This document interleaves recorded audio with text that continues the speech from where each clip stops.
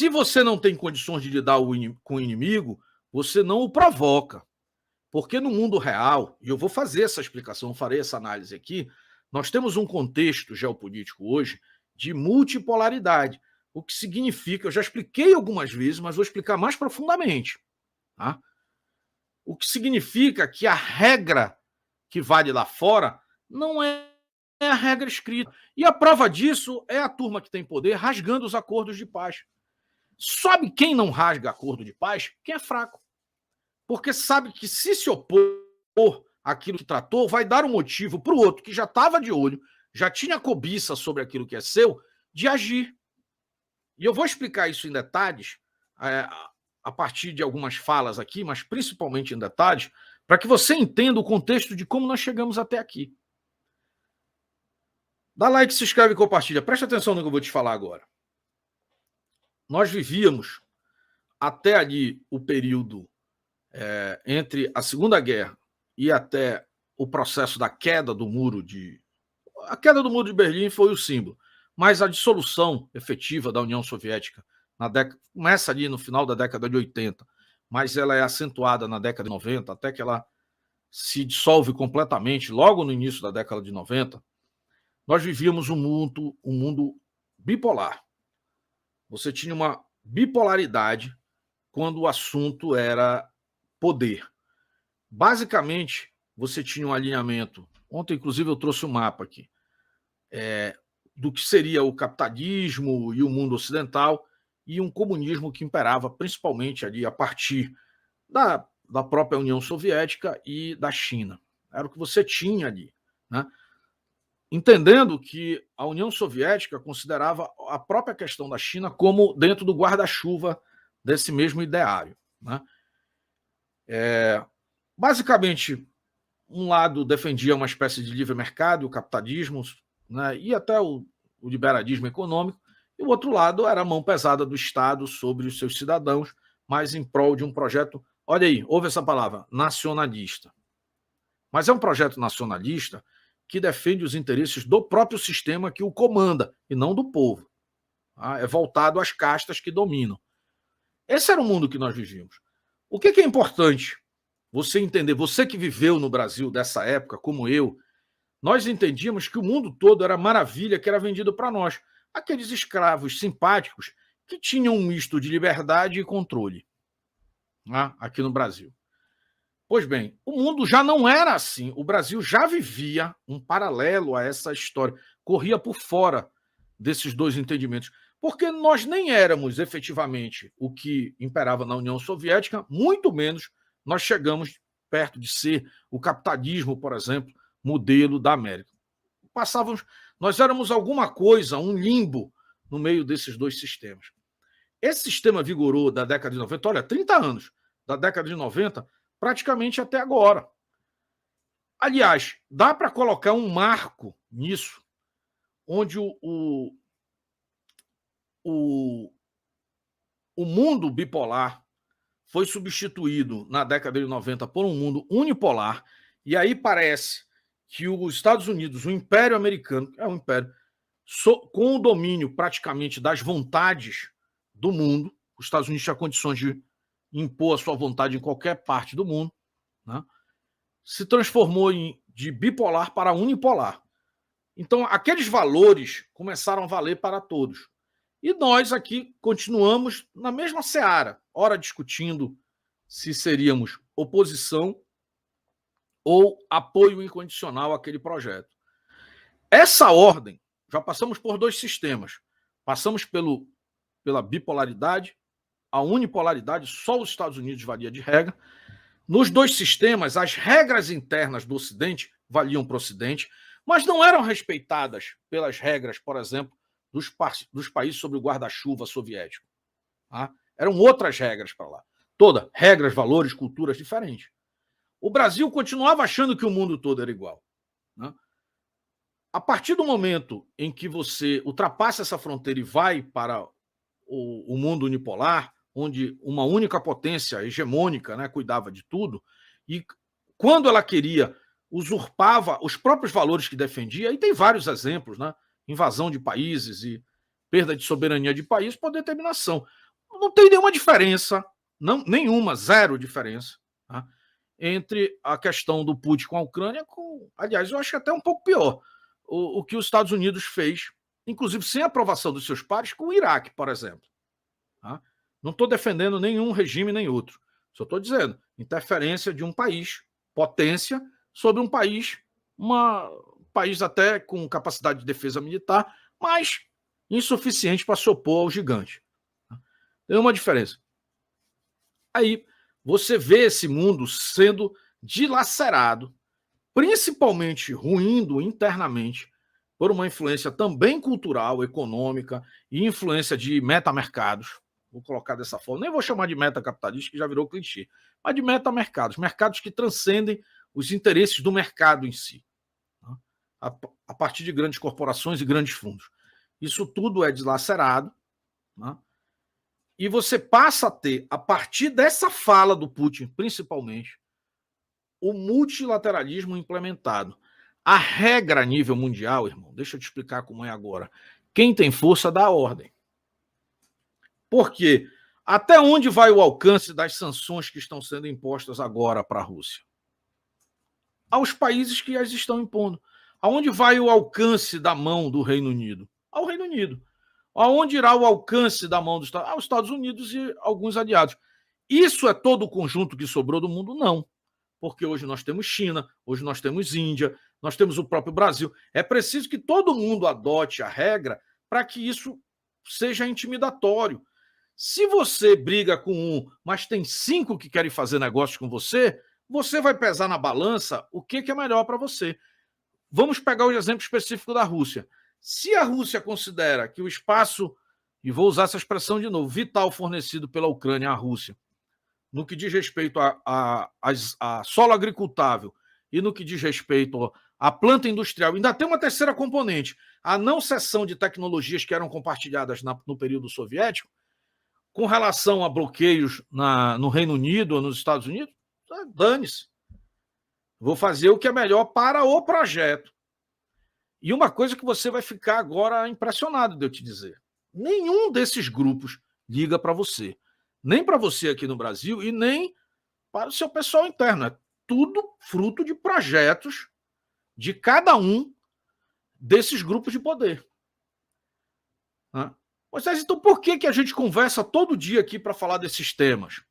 Porque num país como o nosso ainda há a possibilidade de nós mudarmos alguma coisa.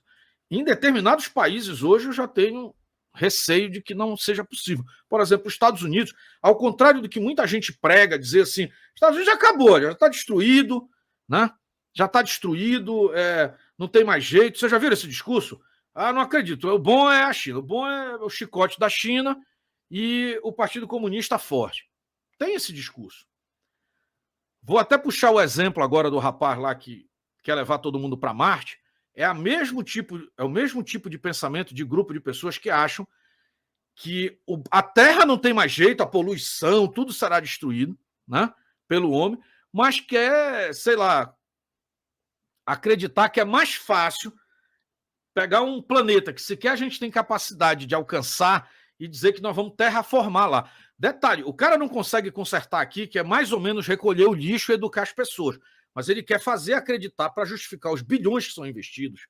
E aí eu vou fazer o paralelo com a guerra, porque também são bilhões investidos, para que você mande uma sonda lá para o outro lado do universo, sei lá, para um planeta que ele jamais sabe nem se existe, viu lá um ponto, não sabe nem se aquilo tem massa realmente ou pode ser acessível, e dizer que lá vai ser mais barato. Eu não estou dizendo que não deve fazer isso, entendeu? Eu não estou dizendo que não deve explorar o mundo, o universo, enfim. Isso faz parte. Um dia o homem saiu lá da Europa, nas grandes navegações, isso faz parte. Mas você entendeu que o outro lado é muito mais simples. E se você não consegue convencer o ser humano aqui na Terra a ter uma postura melhor no meio ambiente, e não é essa postura alucinada, paranoica, não. É coisas simples, né? E aí você diz, olha, não tem mais jeito, já vou abandonar tudo isso aqui, porque não tem mais jeito. O ideal é você buscar um outro mundo.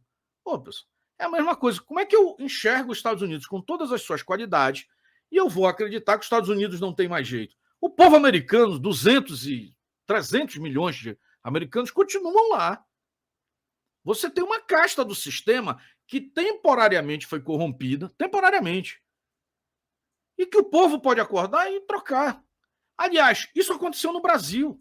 Nós estávamos 40 anos sob o jugo de uma determinada casta, nós fomos lá em 2018, não troca. E nós vamos dar uma outra surra agora, vamos dar uma lição de novo nesse pessoal e vamos trocar mais ainda, vamos trocar o Congresso agora.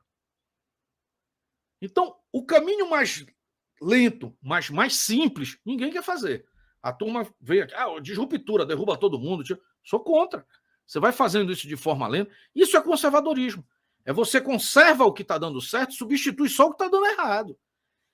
O ato revolucionário de rompimento, eu não concordo. Você entrega sempre para o inimigo de volta. Você jamais vai ter sucesso voltando ao zero o tempo todo. Você precisa aproveitar o que foi bom e aí precisa corrigir o que ainda não acertou. Esse é o caminho que nós estamos trilhando hoje. Mas eu estou fazendo esse paralelo e trouxe esse tema aqui, porque eu estou vendo isso acontecer diante dos nossos olhos. Né? Ontem, aliás, hoje à tarde, eu acho que eu soltei um vídeo e coloquei assim, entre o ruim e o péssimo. Entre o muito ruim e o péssimo. Porque o modelo que vai atender o Brasil não é nenhum nem outro. Nós vamos ter que procurar o nosso próprio caminho dentro desse desafio multipolar. Talvez até ser uma força multipolar, porque nós temos o que outros precisam. Mas é um caminho longo, é um desafio gigantesco e, sinceramente, minha opinião, nós não fizemos o dever de casa para esse novo tabuleiro.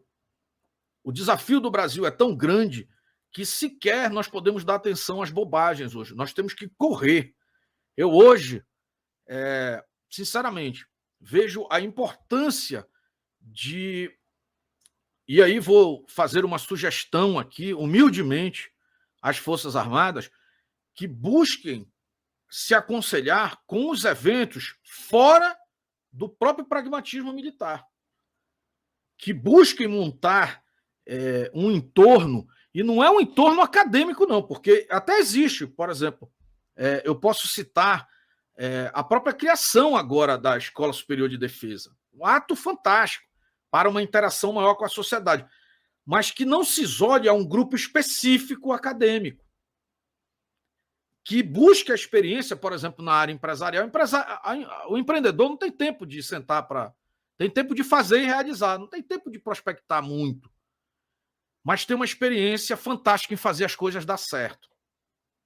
A academia tem a sua contribuição na questão intelectual, mas deixa muito a desejar em se virar de verdade na vida. A prova disso é que depende quase que exclusivamente do Estado. Não realiza, não entrega resultados práticos. Está errado, não. A ciência deve ser feita, enquanto ciência, pela experiência também, para obter o resultado científico. Mas nós estamos falando do mundo prático e nós estamos vendo as portas se fechando para as liberdades no mundo. Não é só no Brasil. Se você achava que o problema estava muito concentrado no Brasil, saiba que lá fora está ainda muito pior. Eu tenho lido materiais recentes, além de ter vivido experiências pessoais na Europa, por exemplo, onde o próprio cidadão de alguns países na Europa, que hoje deveriam estar buscando o seu conforto, a sua tranquilidade, trabalharam a vida toda para isso, hoje estão querendo ir embora, porque estão vendo os seus países sendo tomados por grupos, aí sim, ideológicos, com pautas identitárias que segregam a sociedade. Está virando um ambiente tóxico. Você ficar afirmando todo dia a diferença entre as pessoas, você vai gerando toxicidade na vida. As coisas vão ficando desconfortáveis.